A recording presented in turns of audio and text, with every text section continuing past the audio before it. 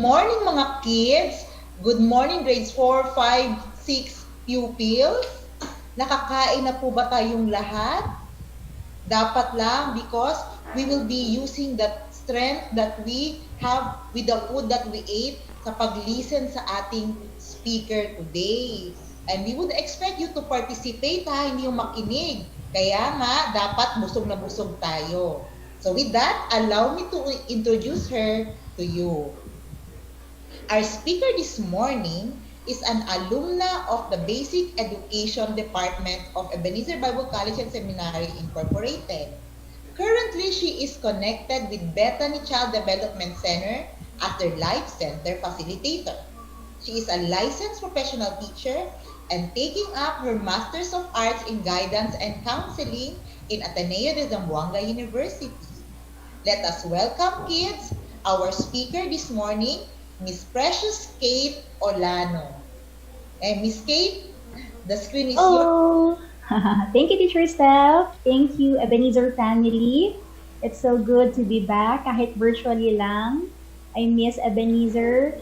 I stayed there for my whole basic education, and I'm glad that I'm back to share something that would be helpful, especially in this time of pandemic. So, hello kids! I wish I could see you all, pero with this online platform, limited lang ang ating appearance. So I hope that you can hear me and I hope you can see me right there on your screen from your home. Okay, let me share my screen para guided tayo of what to discuss this morning. Sige, let's prepare it for a minute.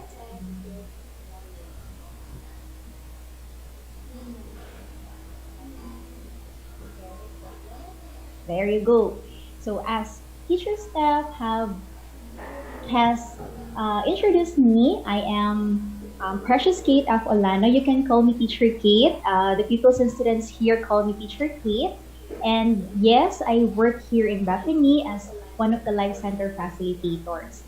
And I am glad that I was chosen. It's a privilege to speak to you kids on the coping ways or the ways to cope with the new challenges na we may encounter this new normal education. Okay? So, sit back and relax, and I hope that we could gain insights and lessons from today's discussion. Okay? So, let's have an icebreaker first. Para relax naman tayo. Kalmado lang tayo. I want us all to participate here.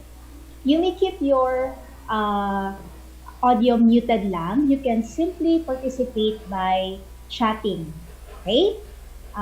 Maybe si Teacher Steph or si Teacher Jai can assist me kung sinong unang makakapag-guess ng photo that will be flashed on your screen. Okay? Sige, so I hope you can participate by chatting, and then maybe Teacher Steph and Teacher I can just assist me who gets to guess that photo first. Okay? Are we ready, kids? Aye, aye, Captain. Let's go. Anybody who can guess this photo?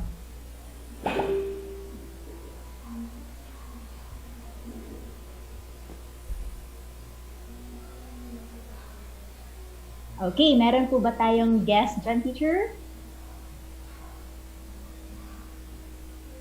So far po, wala pa po, Ma'am Kate. But per the start, meron na po tayo from Eya aming Zoom. Okay, that's right. Ang galing naman. It's a Zoom. Sige, next photo. What about this? Ano kaya to siya? Okay, meron na po tayo kaagad na sagot from Von Benasa Osario, Google Meet. Correct. That's a Google Meet. Next photo.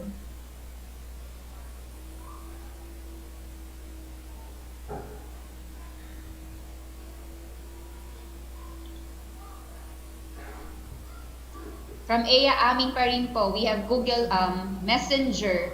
That's Google right. Meet, yung sagot nila.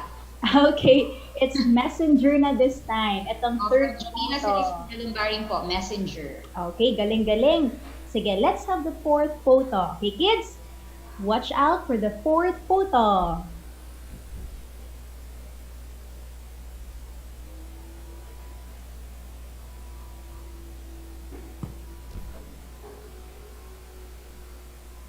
hindi pa po sila nakaka-recover sa Messenger. Patuloy pa po silang nag-chat.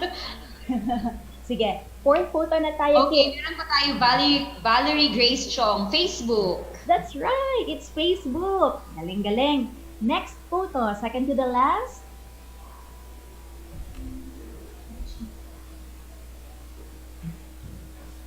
From Ishi Marie Matubis. Wait lang po. Facebook pa rin talagang kanilang pino-forward. Medyo bumabagal lang ang connections natin. Sige. O, Jamila Celestine Alumbaring, YouTube po. Okay, that's right. It's YouTube. And finally, the last photo.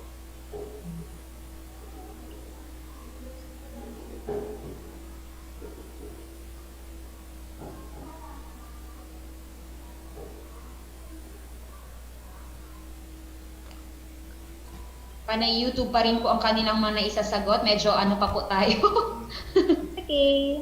Okay po, from Cheska Imperial, Google Classroom. That's right. Sige. Thank you to all those who tried to participate. All your answers are correct sa mga una pong nakasagot. The first photo, it's a Zoom. The second one is Google Meet. The third is Messenger. Fourth is Facebook. The fifth is YouTube. And the last, and not the least photo, is Google Classroom. So clap, clap, clap to those who participated. Thank you. And as you all know, these are some and the common online platforms that we use today. Tama ba? And I'm sure that most of you are aware, if not using or utilizing these online platforms. Okay? So masasabi nating techie, updated tayo sa mga apps na ginagamit natin nowadays. Thank you for participating, and this would lead us to our talk for this morning. Okay? We all know that these online platforms we've been using to connect, to conduct our online education. Okay? There are things that would be beneficial, advantageous for us. However, it's also important that we realize the challenges that we might encounter along the way.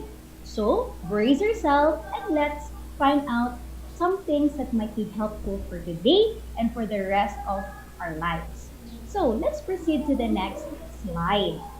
Okay? It's not to determine all of the problems, all of the challenges, but for today, let us have and discuss some of the common and some of these challenges that kids like you, 4, 5, and 6, may have been encountered. So let's begin. Number 1, some of these challenges may include limited resources. Sino ba sa atin dito na naiinis, napapakamot na lang sa ulo kapag ang bagal ng internet? Okay? Or di kaya, nagkaklase na tayo, biglang nawala si teacher. Okay? Yun pala, nag-brown out na pala. Okay? Or di naman, we have limited knowledge or skills or capabilities about technology. Okay? And we might ask ourselves, how do I learn best through this? Okay? Remember, it has really been a big shift. Ang laki talaga ng pinagkaiba from our face-to-face setup to this kind of mode of teaching. Okay? So, dito pa lang makikita natin that there are a lot of resources that have been limited sa atin. Okay? Yung iba, nagagawan lang ng paraan, pero yung iba, talagang it would find us difficult to look for solutions. Okay? But it's important that we acknowledge and we are aware of these limited resources. Next, we may also encounter miscommunication. Okay? To the kids, I would understand as a teacher, I'm teaching grades 4, 5, and 6 also English. Maraming beses talaga that no matter how the teacher would explain it in front of the class, meaning kapag online class, meron talagang kailangan pang mag-follow up ng questions. Na-experience na ba natin yan? From time to time, ano ba yung explanation ni teacher? Hindi ko man yung na-gets. Okay? Well, sometimes or most of the time, and even articles would say it na uh, online online instructions are said to be difficult to follow. Okay? So, kayo kaya, may mga ganitong experiences kaya that you would find it's confusing or sometimes we cannot grasp yung um, explanation ni teacher in terms of instruction, in terms of concepts, whenever we meet online. So, in other words, most of the time, it might lead us to miscommunication, and that could be a step to another challenge. Okay? So, another challenge that we may also encounter would be no clear schedule. Okay? Unlike before, sa face-to-face setup, pagising natin sa umaga 6 a.m. or sa iba siguro sa atin dito, you would wake up as early as 5. Pero ngayon, kung walang klase, magigising ka na lang ng 12 noon, okay, you would sleep late. Okay, so hindi na ganong structured ang ating schedule. Okay? And then we realize at the end of the day, we just ate and then sleep and then eat again. May ganun ba sa atin dito? Na you realize na mapapaisip ka na lang, meron ba akong ginawa today? Naging productive ba ang araw ko ngayon?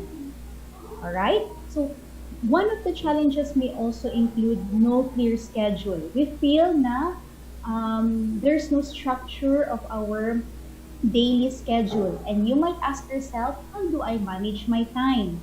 Alright? And fourth, and the last of my list here, we would feel or realize that we are limited with our collaboration and interaction. Okay? Before, pag nasa school tayo, ang saya-sayang makipag-usap, makipagkwentuhan, makipaglaro sa mga classmates natin. Naalala niyo ba yan? Ako, nung bata din ako, like your age, every time it's recess time, ang saya-saya namin. Kasi sa 20 minutes na yan, 5 minutes lang ang kain, yung 15 minutes na yan, naglalaro na kami.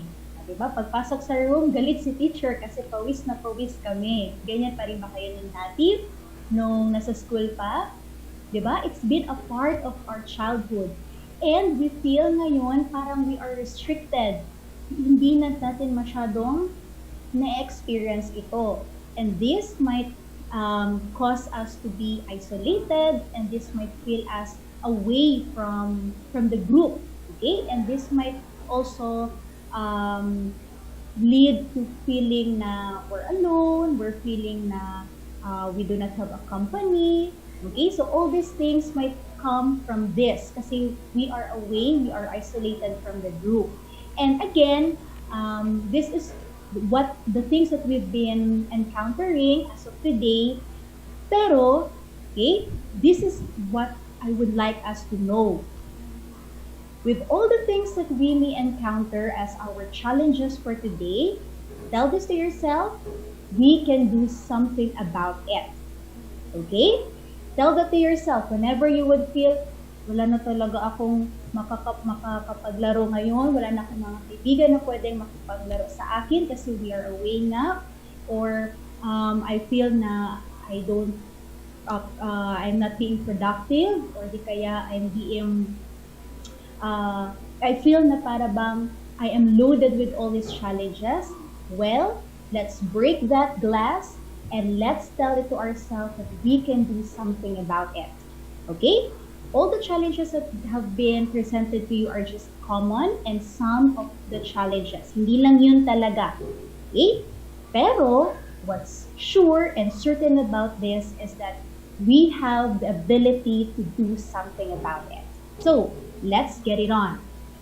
One of the ways that we can fight or cope with these challenges this new normal education brings to us is to stay connected. Okay?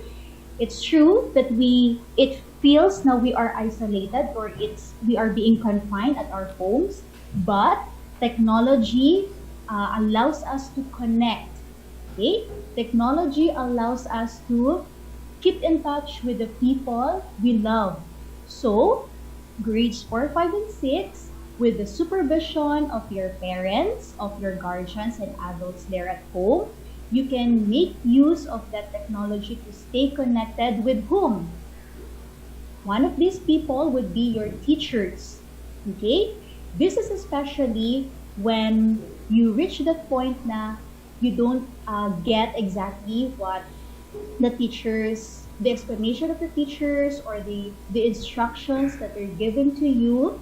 Sometimes kasi, we keep it to ourselves, di ba? Parang, hindi ko man yun naiintindihan yung explanation ni teacher, bahala na lang yun.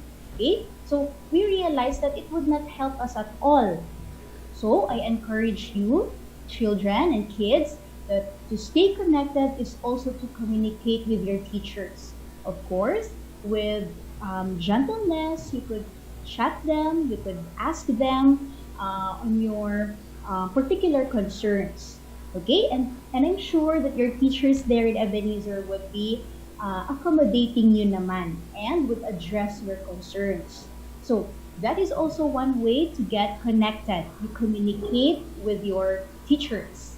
Next, you could also take time to text, call, or chat your classmates or friends. Okay? Pero hindi naman buong araw ha. Let's say a few minutes, 20 minutes, 15 minutes of getting in touch, of catching up. Like, kamusta na kayo dyan? Kamusta na yung, you can talk about your studies, you can talk about your hobbies, you can talk about your favorite TV series or anime or anything under the sun. Okay? So, get in touch. Communicate not only with your teachers, but also with your classmates or your friends. Alright? And also, I encourage you to join family activities. Alright? At your home, be involved. Know kung ano yung mga ways that you can help at home. You can be part of your household chores. You can be part of cooking sa kitchen. Okay? Preparing dinner, preparing breakfast. Be part of that. Include yourself, be involved sa mga activities at home. Siguro your parents, especially your mommy, meron ng mga garden, extension of garden dyan sa labas ng bahay ninyo. Okay? Kasi most of our mothers ngayon, they love to plant. So you can be part of that. Diba? So make yourself productive and you stay connected with the ones you love. Again, technology may be sometimes nagiging tawag nito, it might bring us a little delay kasi nasa internet connectivity and all, but we look at its other side and we see its beauty and it gets us connected with the people away from us. But of course, with proper supervision and guidance ng ating adults at home. So, the point here is that we can stay connected with the ones we love. In one way or another, we get in touch with them. Okay? Next, I'd also like us to take note of this second point, to keep organized. Remember, one of the challenges that we have presented kanina, we feel na para bang ang random lang ng schedule natin. Anything may just come now and then. Diba? But I would encourage you that this would be the time, now more than ever, would be the best time to keep organized. And how are we going to do that? Well, the basic and the most prominent is to make a to-do list. All you have to do is to get your pen and your notebook. Well, sabi nga nila, you can also use your phone. Okay? You can use your tablet or your gadget. Yes, you may do that if you prefer that. But you know what? I would encourage you to grab your pen and your notebook because studies have shown that the more you write it, the more you will be able to remember it. Okay? Kasi the more sensory and motor skills would be used, the more our brain works better. Alright? So, I encourage you kids, children, grades 4, 5, and 6, that you, from time to time, make a to-do list. Sometimes you can do it on weekly basis. Okay, so in a week, from Monday to Sunday, this is what I'm going to do. But I would encourage you to start on a daily basis. So for example, today is Wednesday. At 10 o'clock, I would note it. I have a webinar to attend to. Alright? So every thing, especially your priorities. What are these priorities? These are things that are important to you. So ask yourself, ano ba ang kailangan ko? Ano ba ang importante sa akin? Is studies important? Then write it down. Write down your schedule. Okay? What else? What other hobbies, what other activities that you consider important and priority to you, then write it down. You can be specific. Write down the time, write down the day, even the place. Okay? So, making a to-do list may help you remember, may help you keep organized. Okay? Not only make a to-do list, but also to mark important dates. I'm sure you have your calendars or your planners, right? You can mark important dates. You can encircle it. You can color it. You can box it. You can remind yourself by marking important dates. And this will enable you to be mindful of the important and priorities in your life. And in this way, you get or you keep organized. Hindi lang yung parang, today wala akong ginawa, or today or tomorrow, bahala na kung ano ang mangyayari. Okay? Learn to keep organized by making a to-do list and marking important dates. And of course, we list down the ones that are important, the ones that are valuable, the ones that are necessary to you. Alright? And in this way, it makes us productive. Next, making organized also includes cleaning your study area. You know what? Studies show that when our environment is clean and neat and in order, our brain is calmer. Mas makapag-isip ang ating brain. Okay? Our head, our mind can think better because it's calm, because it sees a clean and neat environment. So once in a while, kids, children, grades 4, 5, and 6, make it sure that you keep your area clean, your workspace. I'm sure at home, you have your area there, perhaps sa inyong bedroom or perhaps sa inyong sala. Take time to organize it. Put folders, put them in envelopes, in drawers, or in your laptop or computers. Put them in a folder. Organize all the files there. That would help you sort out things easily, and hindi na tayo din masistress. Ano ko ba yung sinave yung PowerPoint na sinend ni teacher? Okay? So, we would be able to get it easily, find it easily, and sino magbe-benefit? Tayo mismo. Hindi na masistress ang brain natin, ang head natin. Isipin pa natin saan ko ba yung nilagay, ano ba ang next kong gagawin, magka-cram na tayo. Okay? And that would really makes us so stressful. So to cut that, to break that, and to make each day productive, let us be organized. And these are the ways, some of the ways that we can do that. Alright?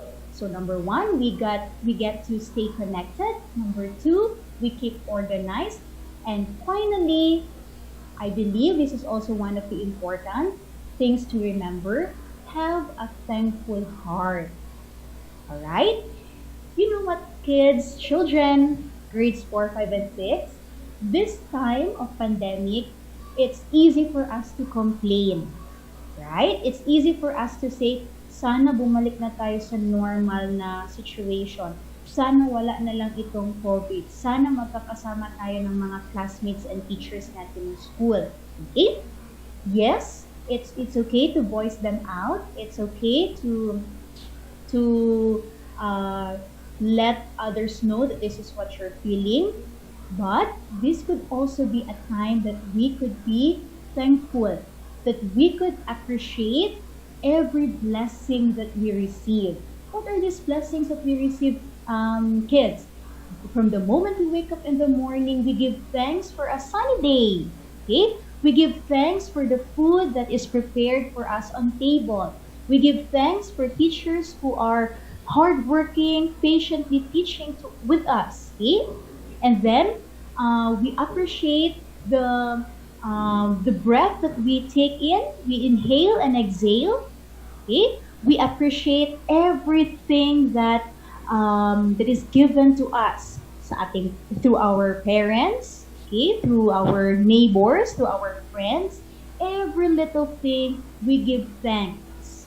Try to change that complaints, those negative reactions to simply say thank you, to simply give thanks for every little thing that you have on your hand, that you see at your home. Okay? Not only that, we also say thank you for the little act of kindness of the people around us. Say, for example, your parents. Thank them for providing your needs. Thank them for preparing your food. Thank them for loving you. Thank them for every little act of kindness that they do. And you know what? As we practice that gratitude, as we practice that heart of thankfulness, we see the problem less.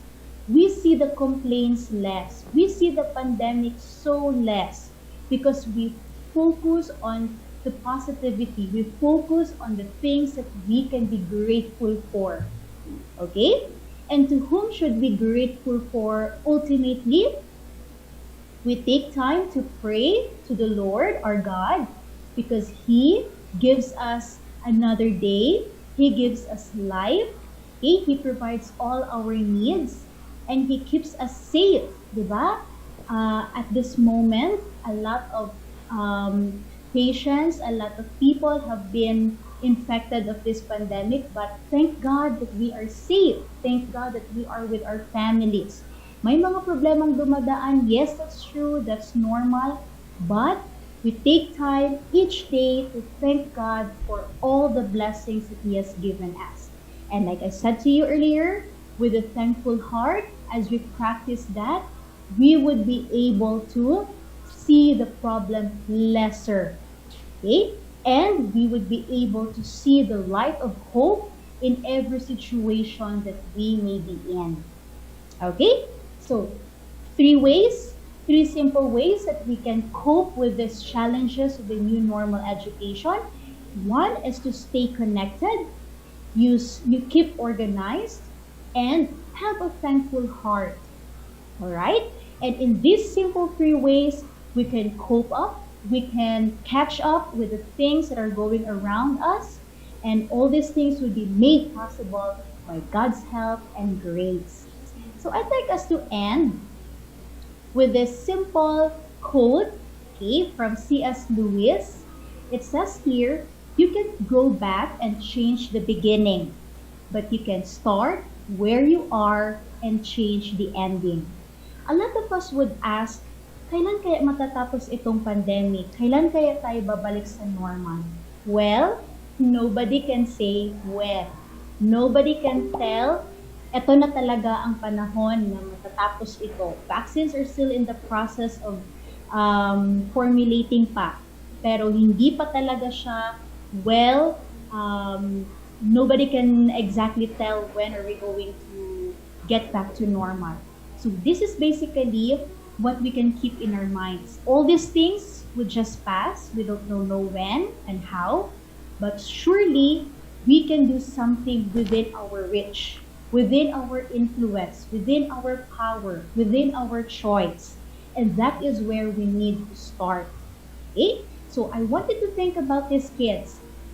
At this moment, right now, what can you do, okay, to start the change and do something worthwhile as we continue on coping, as we continue on facing this time of pandemic. Remember, we can do something about it. We can stay connected, we can keep organized, and have a thankful heart. So thank you so much.